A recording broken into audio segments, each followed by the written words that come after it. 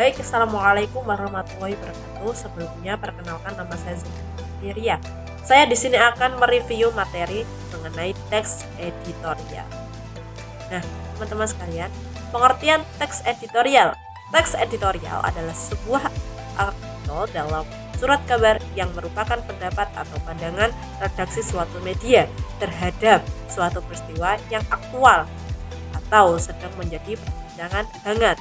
Tujuan dari teks editorial adalah memberikan informasi berupa gambaran mengenai tanggapan media massa terhadap suatu isu kepada pembaca. Selanjutnya, ciri-ciri teks editorial atau tajuk rencana. A. Berisi fakta atau aktual. B. Berisi opini atau pendapat bersifat argumentatif. C. Sistematis dan logis. D. Terdapat saran atau rekomendasi solusi. E.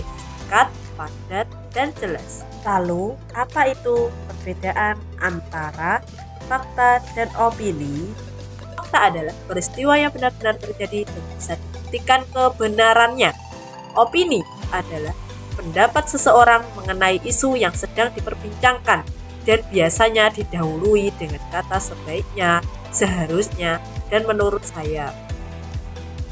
Contoh dari kalimat fakta adalah pada tahun 2005 sampai 2006 tercatat bahwa terjadi 330 bencana banjir, 69 bencana tanah longsor, 7 bencana letusan gunung berapi, 241 bencana gempa bumi, dan 13 bencana tsunami.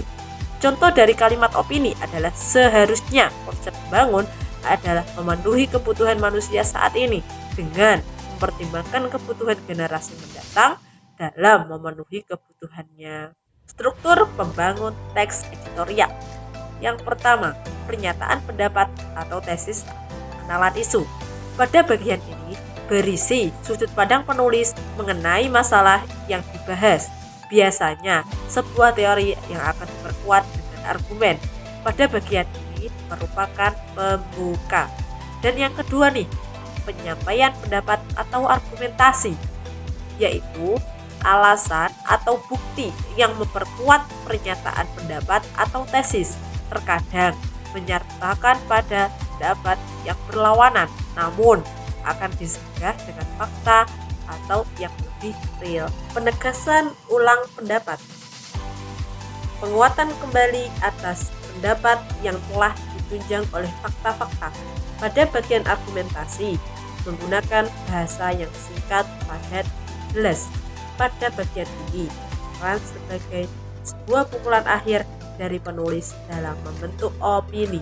Selanjutnya, kaidah kebahasaan teks editorial. Yang pertama, kata keterangan atau adverbial.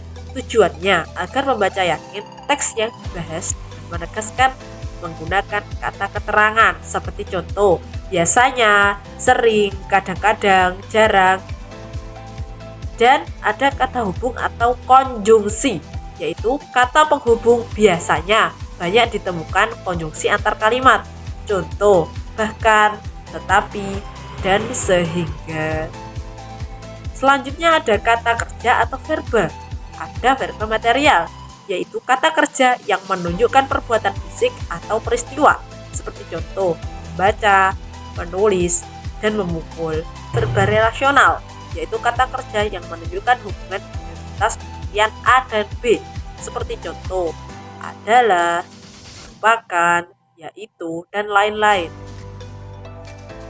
Dan ada verba mental, yaitu kata kerja yang menerangkan persepsi atau melihat, merasa, afeksi, suka, khawatir, dan kognisi, yaitu berpikir dan mengerti.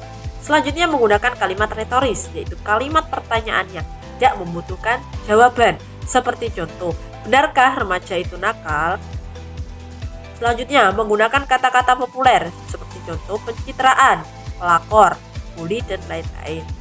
Menggunakan konjungsi kausalitas, seperti contoh, sebab, oleh karena itu, karena, dan lain-lain. Demikianlah review materi dari teks editorial, semoga bermanfaat untuk kalian semua. Wassalamualaikum warahmatullahi wabarakatuh.